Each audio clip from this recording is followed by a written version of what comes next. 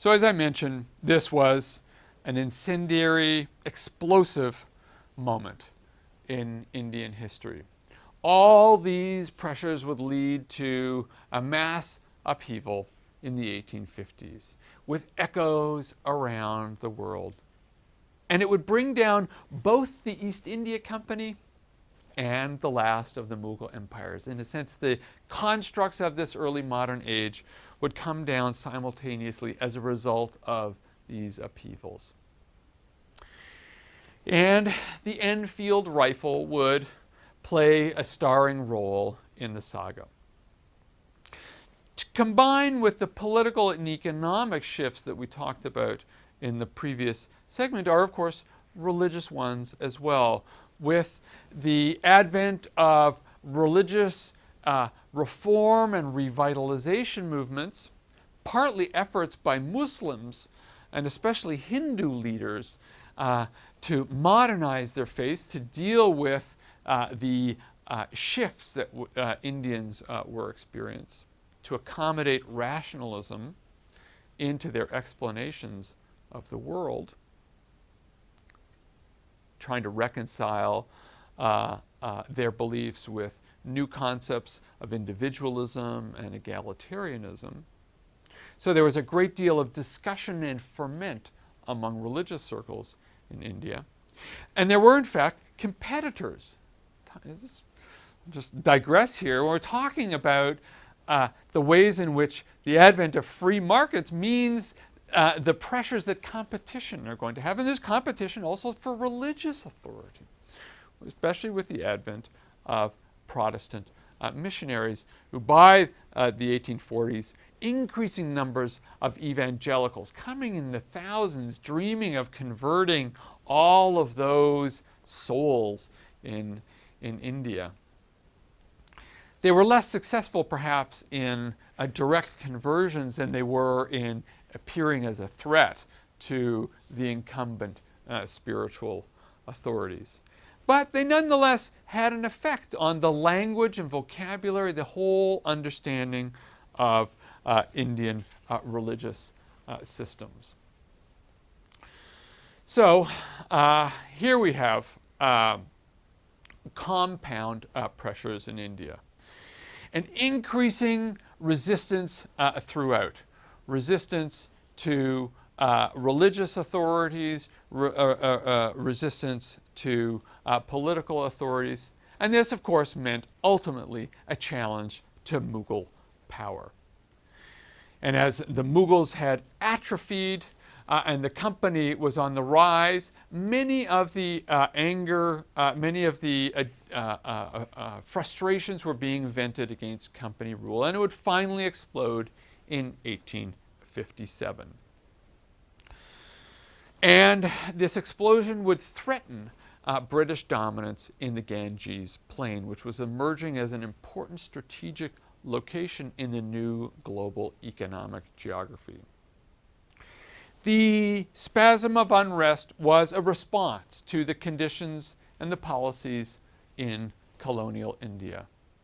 But it came from within the army that the East India Company was able to field against its rivals. Specifically, it came from one sector within the army known as the sepoys. Let's just pause here for a moment. I don't know, Dan, if we could get a zoom in on the map. What I want you to notice is the location of these upheavals are all around the area that where the strongest rebellious activity would take place was precisely in those areas where the East India Company had established its deepest roots. Now, the sepoys were the specially trained units of the British Army at the service of the East India Company. These were the local agents of control for the firm. And remember, again, a point that we've been kind of harping on all course long is that empires require intermediaries. Right? They can't do all of this all on their own, and the sepoys were important instruments in the structure. But sometimes the intermediaries can turn on you. And it's for this reason that the upheaval of 1857 is called the Indian Mutiny, because the sepoys who rise up. It's fueled by additional factors. The countryside was in revolt against British controls and taxes as the company was trying to assert itself, right, and to defend against its rivals and its competitors, trying to extract more and more resources from the countryside. More, in fact, than the Mughals had ever done. And so from the countryside, there's more and more discontent where the company ruled. That's why those hot spots where the company had a real footprint. And of course, increasing pressures over land as many Indian peasants were being dispossessed to make way for cotton sharecropping production. Now, the immediate precipitant for the uprest of the Indian Mutiny was, in fact, the Enfield rifle, because grease had to be used to get the cartridges down the barrel. Right? Remember what Dan told us, that the difficulty of the musket was that it didn't have range and accuracy. The difficulty for the Enfield was, of course, to get the ballistic down in through the bore, through this grooved barrel. You had to kind of grease its way down. And the rumors quickly spread among the sepoys that the grease that was going to be used to get the bullet into the rifle was made of pig fat. And this was, of course, an affront to Muslim sepoys whose belief system prohibited contact with the pig fat. Had it been cow fat, it would have been an affront to the Hindus. In fact, it was false. This was not made out of fat. But British officers did absolutely nothing to allay the fears on the part of the soldiers that they were being asked to do something that was in violation of their spiritual beliefs. There was more trouble. The low pay to the sepoys and the wretched conditions of the troops, constant source of problem in military organizations, led to a march of 300 sepoys to Delhi in May of 1857. And these sepoys called to Zafar, that last Mughal emperor, to be their leader. They massacred a set of Christians on their way to Lucknow. Let me just show you an image of Lucknow. As the sepoys defected from their loyalty to the British, swung over to the Mughals, called upon the last Mughal emperor to lead, in a sense, like a prophet now, to lead a struggle to drive the British from India. This gave way to a wholesale revolt. Thousands then flocked to Delhi to join in the uprising. And I should say, and I'll switch to this image, which I will explain shortly. They flocked to Delhi to join in the uprising, and pretty soon the movement bore all the hallmarks of a jihadist movement against British authority. The ulama, priests blessed the rebels, mosques filled with rebels who prayed and who called themselves the Mujahideen. Islamic warriors to defend a new moral order, or return to an old days in which India was ruled by an emperor who believed in the Holy Script. The result was execution of prisoners, and behind the lines, simmering conflicts, I might say, between Hindus and Muslims. And of course, the British responded with reprisals, which were equally vicious, sporting their brand new weapon, including the Enfield rifle. Artillery was used to bombard Delhi. In fact, they bombarded Lucknow, the fort afterwards. This has been the site of a massacre of Christians.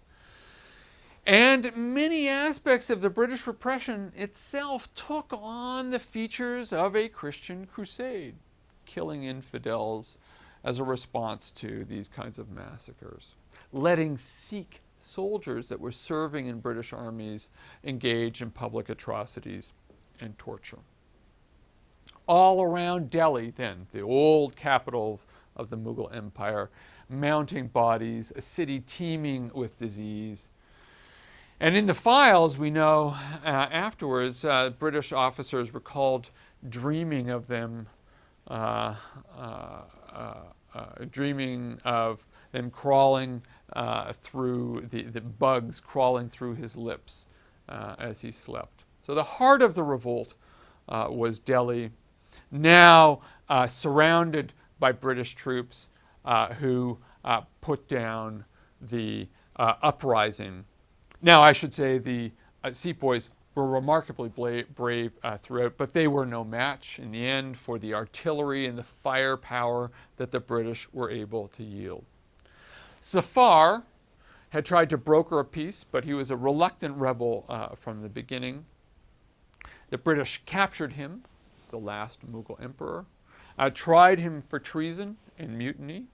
As you can imagine, there was no shortage of hypocrisy in the accusations here, and sent him into exile in Burma, where he would finally die of disease in 1862. Here you have our last known image of the last Mughal emperor. This is the only photo, in fact, we have of a Mughal, taken 1 year after his trial in 1858.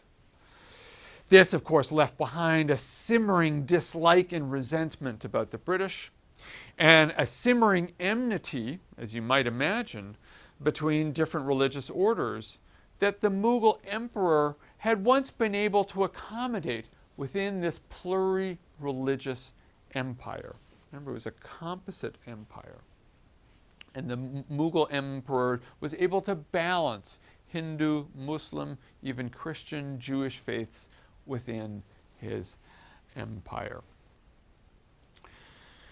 Faced with this crisis, and faced with the specter of the atrocities when the news arrived home in India, the British government knew they had to change the way in which they ruled India, now in the absence of an emperor. So to prevent further revolt in 1858, Parliament approved legislation. Parliament in London approved legislation that was called the Act for the Better Government of India, which made finally India formally part of the British Empire. And in 1877, Queen Victoria herself was named the Empress of India. Here you have a scene of a declaration of loyalty on the part of hundreds of Indian princes and nobles who were summoned to the plain of Delhi, the very site where the last Mughal emperor was destroyed, to declare their loyalty and fealty to a new imperial sovereign. In fact, what this moment declared was that now India was a formal colony ruled by a viceroy, like the Spanish, in Mexico after 1521.